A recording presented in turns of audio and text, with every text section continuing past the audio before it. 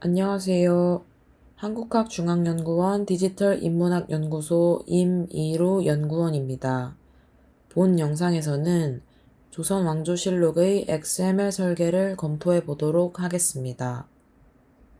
영상은 조선왕조실록 속의 XML 설계 예시와 분석을 구조 요소와 문중 요소로 나누어 설명하고 DTD 분석을 살펴보는 순서로 진행합니다. 참고 바랍니다. 먼저 조선왕조실록은 조선시대 태조에서 철종에 이르는 25대 총 472년간 왕조의 역사를 기록한 사서입니다. 원본은 한문으로 모두 1893권 888책의 글자 수만 5300여만 자에 이르는 방대한 기록물입니다. 민족문화 추진회와 세종대왕 기념사업회 등이 68년부터 1993년 말에 구격을 추진해 완성했습니다. 하지만 그 양이 방대해 보관에 어려움이 잇따라 CD롬 제작이 추진되었습니다.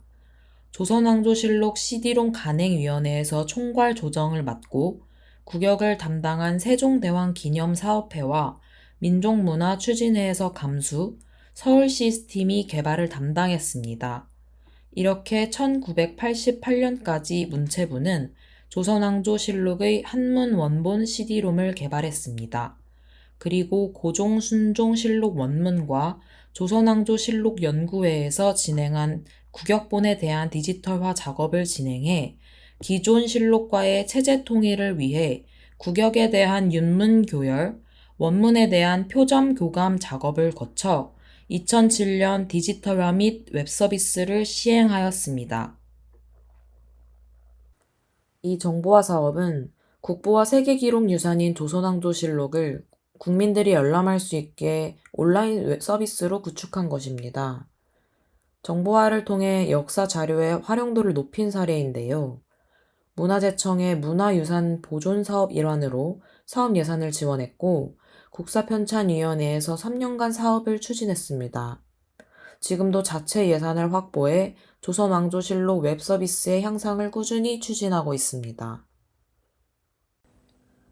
디지털 조선왕조실록은 조선왕조실록의 모든 기사를 일자별, 분류별 색인을 통해 탐색할 수 있도록 하였으며 본문 속의 모든 한글 한자 단어에 대한 조건 검색 기능도 부여했습니다.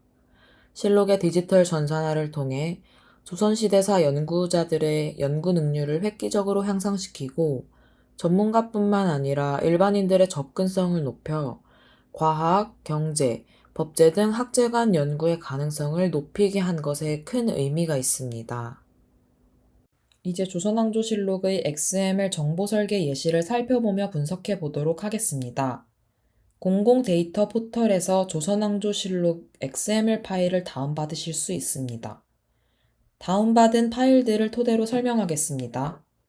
조선왕조실록의 XML 정보 구조는 크게 구조 요소와 문중 요소로 나뉩니다. 먼저 구조 요소를 분석하겠습니다. 구조 요소는 특정 상위 요소와 계층적 구조 관계를 맺는 요소를 말하는데요. 구조 요소를 살펴보기 전 방대한 실록 자료가 XML 파일로 만들어질 때 파일들이 어떤 규칙을 따르고 있는지 살펴볼 필요가 있습니다. 크게 조선왕조실록은 3가지 테마로 기록이 되어 있는데요. 총서 파일은 맨 뒤에 언더바 000이라는 숫자가 명시되어 있으며 앞에 3글자 영어 중 가운데 글자가 왕조 순서를 명시한 것입니다. 제위년을 기록한 파일은 가장 그 개수가 많으며 뒷글자를 보시면 01, 07, 조선의 4번째 왕 세종의 경우 00에서 32까지 제위년도와 함께 자료가 정리되어 있음을 확인할 수 있습니다. 그리고 별천 및 부록은 파일 이름 끝에 언더바 200이 붙으며 그 개수만큼 일씩 올려 300에서 600까지 붙어 정리가 되어 있습니다. 방금 살펴보신 XML 파일들 문서 내부를 살펴보면 크게 다음과 같은 편찬 체계를 가지고 정보 깊이가 설정되어 있습니다. 이러한 XML 문서 모델을 계층형 모델이라고 하는데 필요에 따라 레벨 4, 레벨 5, 레벨 6까지 정의가 되어 있는 경우도 있습니다. 참고로 계층형 모델의 XML 문서를 생산할 때 먼저 주의해야 할 점은 계층 관계를 맺는 객체를 어느 수준, 어느 깊이까지로 할 것인지 정하는 것입니다. 이것은 XML 데이터를 데이터베이스에 적재할 때 논리적 저장의 기본 단위를 무엇으로 할 것인지를 정하는 문제와 직결됩니다. 이제 예시를 살펴보겠습니다. 살펴볼 예시는 태조실록 1권 총서 1면입니다. 먼저 태조실록 1권 총서는 앞서 설명드린 파일 규칙에 따라 A번째 왕 000이라는 파일 이름을 가지고 있으며 XML 문서 트리 뷰어를 통해 구조를 간단하게 설명해 드리자면 총서 기록 체계는 레벨 1부터 시작해 프론트 요소와 레벨 2 하위 요소 그리고 문중 요소를 다량으로 포함한 레벨 3 요소를 가지고 있습니다. XML 문서는 다음과 같이 기록됩니다. 보고 있는 문서가 해당 실록 페이지입니다.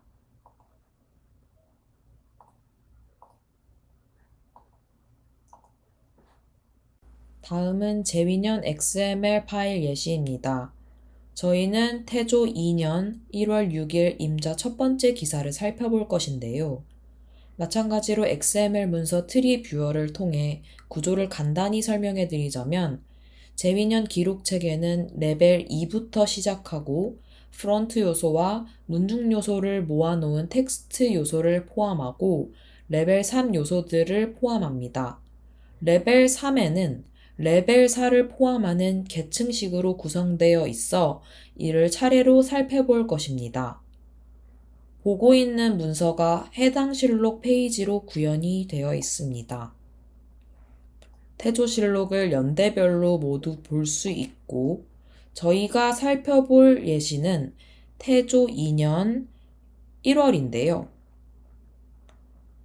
보시는 화면이 XML 파일과 연동이 되어 있는 것입니다. 이제 레벨 2 안에 레벨 3 요소 내부를 살펴볼 것입니다. 해당 레벨 3 ID를 살펴보시면 규칙이 있는데요. 아까 설명드린 파일 넘버링과 비교하시면 이해가 편하실 것입니다. 첫 번째 왕 태조 A, 재위 2년 1월을 말하며 뒤에 붙은 0이 윤달의 여부를 0과 1로 설명한 것입니다. 프론트 요소와 텍스트 요소를 포함하고 레벨 4 요소들을 포함합니다. 이제 레벨 3 안에 레벨 4 요소 내부를 살펴볼 것입니다. 마찬가지로 ID를 보시면 재위 2년 1월 뒤에 0이라는 숫자는 윤달 여부에 대한 표시죠. 윤달이 아니라는 겁니다. 06은 일자를 지칭합니다. 프론트 요소로 해당 문서의 제목과 날짜 식별 정보를 포함하며 보고 있는 문서가 해당 실록 페이지입니다. 태조 2년에 1월 기사를 모두 모아놓은 것이고 여기 6일자를 클릭하면 기사 1개가 나오는데요. 이 내용이 우리가 살펴보고 있는 XML 파일 구조가 외부로 구현된 것입니다. 이제 레벨 4 안에 레벨 5 요소를 살펴볼 것입니다. 태조실록은 레벨 5가 최소 단위를 구성하는 구조 요소입니다. 레벨 5의 ID는 앞서 말씀드린 규칙과 같으며 여기 언더바 001은 첫 번째 기사라는 뜻입니다. 메인 타이틀 요소를 보시면 도당에 명하여 평양의 성을 쌓도록 하다라는 내용을 보실 수 있는데요. 이에 대응되는 실록 페이지는 다음과 같습니다. 여기 원본 보기를 클릭하시면 여기 있는 세부 내용도 모두 XML 문중 요소로 정리된 것입니다. 다음은 태조실록 부록 문서 구조를 살펴보겠습니다. 해당 부록 체계는 레벨 2부터 시작하고 레벨 2의 아이디를 보시면 첫 번째 왕 태조 A 10으로 시작하는 것은 재위년 기록이므로 부록 첫 번째는 200 숫자로 끝나는 것을 볼 수 있습니다. 레벨 2의 문서 예시는 다음과 같으며 계층형 모델로 살펴보면 다음과 같은 위치입니다. 그리고 이 요소 안에 레벨 3 요소는 다음과 같습니다. 마찬가지로 문중 요소 텍스트 안의 내용이 해당 실록 페이지와 대응하는 것을 확인할 수 있는데요. 이처럼 첫 번째 부록인 편수관 명단 들어가 보시면 외부로 이 편수관 명단의 문중 요소들과 XML 파일 내용이 일치합니다. 비교해서 살펴보시면 도움이 될 것입니다. 다음은 문중 요소 분석입니다. 앞서 말씀드렸다시피 조선왕조실록 XML 정보 구조는 크게 구조 요소와 문중 요소로 나뉘는데요. 문중 요소는 문자 데이터 중간에 삽입되어 특정 어휘 또는 어절의 성격을 알려주는 역할을 수행하는 요소를 뜻합니다. 문중 요소는 아까 보신 이 텍스트 요소 안에 들어가는 글자들의 체계를 잡아놓은 것입니다.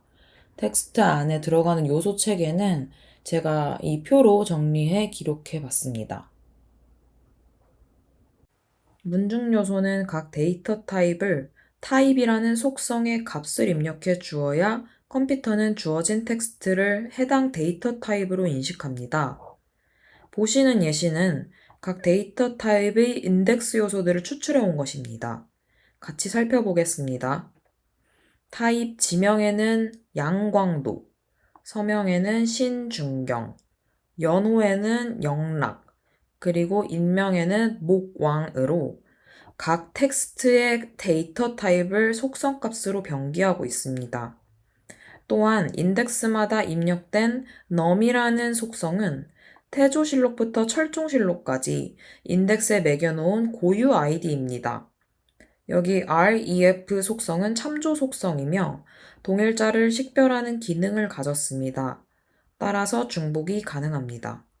간단히 말해서 num은 인덱스가 나올 때마다 무조건 부여하는 숫자이고 ref는 주민등록번호와 같이 동일 인물을 식별하는 고유값입니다. 여기 salt는 언어권입니다. K값은 한국어라는 뜻입니다. 그리고 보시면 인덱스 요소보다 드물게 나오는 어노테이션 요소는 주석을 뜻합니다. 제가 가져온 예시는 교감주 송에 대한 예시이고요.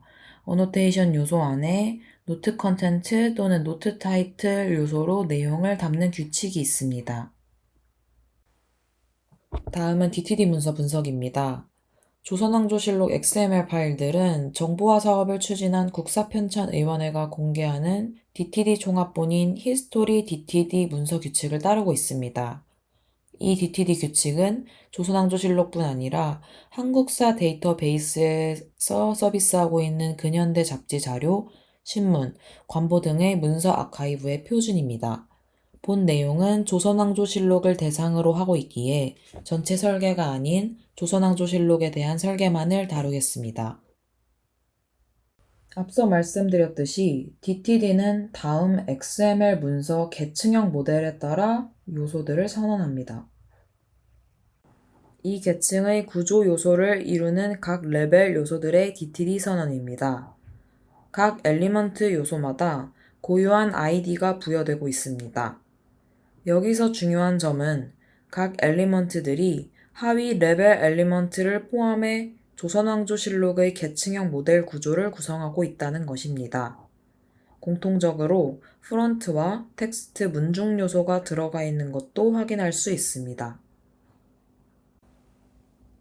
다음은 각 레벨 요소마다 공통적으로 들어가 있는 프론트 요소들의 DTD 선언입니다. 빌리오 데이터를 하위 요소로 가지고 있고 이 빌리오 데이터가 타이틀, 데이트, 소스, 서브젝트 클래스 하위 요소들을 가지고 있는 구조입니다. 다음은 문중 요소에 대한 DTD 선언입니다. 텍스트 요소는 다음과 같이 선언하며 하위 요소 컨텐츠에 파라그래프, 인덱스, 어노테이션, 노트 컨텐트 등의 다양한 요소들을 선언한 모습입니다.